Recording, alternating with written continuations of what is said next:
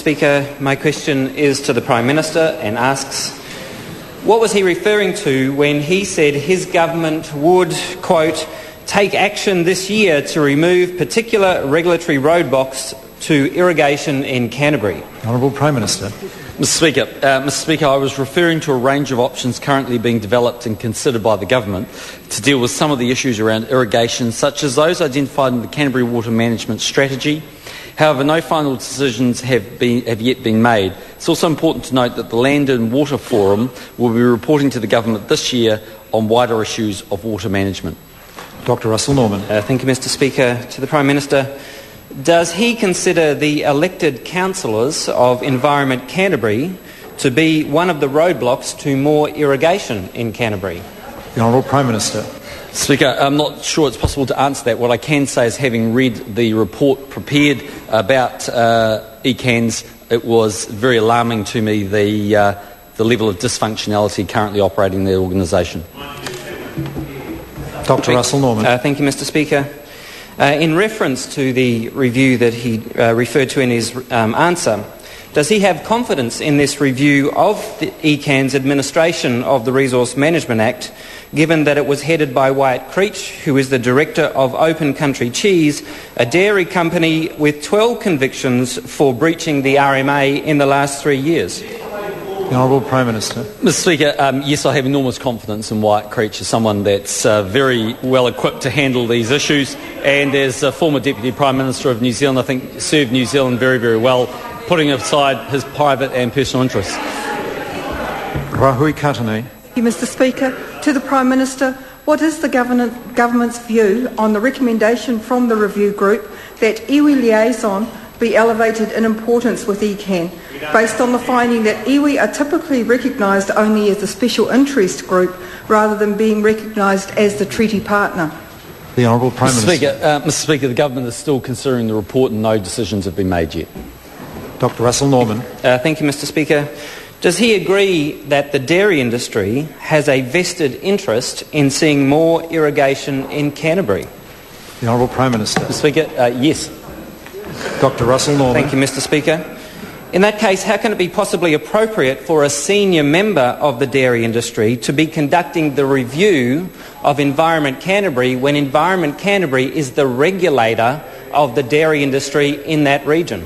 The Honourable Prime Minister. Mr Speaker, because I think Wyatt Creech is a person that understands the industry well and is able to analyse problems in organisations having been around them for a long time. Mr Speaker, when I say yes to the dairy industry, it's a statement of fact that if Canterbury and the areas around Canterbury and Otago would have greater irrigation, it would lend itself to greater economic output, and therefore would of course be in their interests. But any increase in production in dairying would have to also be matched by care and concern for the environment. Dr. Russel Norman. Thank you, Mr Speaker.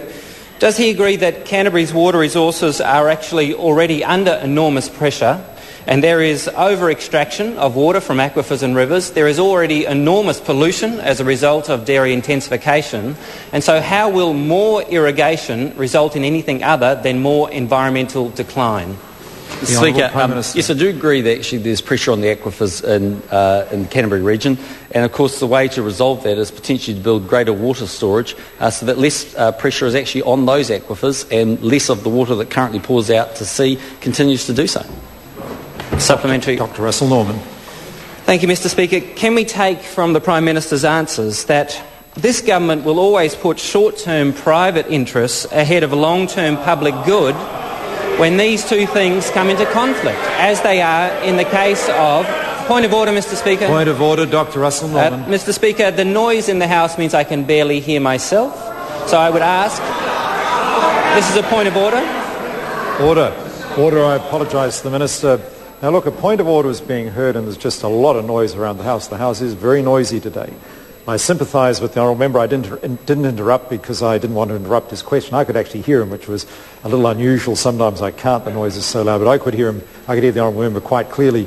But because of the concern, let me hear what the Honourable... my point of order, Mr Speaker, was very simple. The standing orders are clear that questions are not to include reputational attacks on the members or a government. Yes, it did. It said that the only interest that we had was short-term and that we were not interested in long-term interests or the environmental concerns. It's very plain from the report that Canterbury... Order, the member's been fine up. Another member mustn't get into a debate on the matters under a point of order. I accept the point of order made by the member. It does get difficult to maintain order in the House when members feel questions are breaching standing orders. And I must say the honourable member's question did contain an assertion about how he saw the government's reaction to a certain situation. And members should remember they should ask questions rather than make that kind of assertion, which does tend to lead to disorder. I invite the honourable member to ask his question again. Dr. Russel Norman. Thank you, Mr. Speaker. In the case of the limited water resources in the Canterbury region, how can we be sure that that the government is putting short-term private interests? How can we be certain that you're not putting short-term private interests ahead of long-term public good? That's the question. The Honourable Prime Minister. Mr. Speaker, firstly, one, because the government takes a balanced view to economic growth and environmental issues, and secondly, putting it bluntly, if we build water storage capability, one would assume they're there for the long term and will take pressure off the aquifers. Question number 5.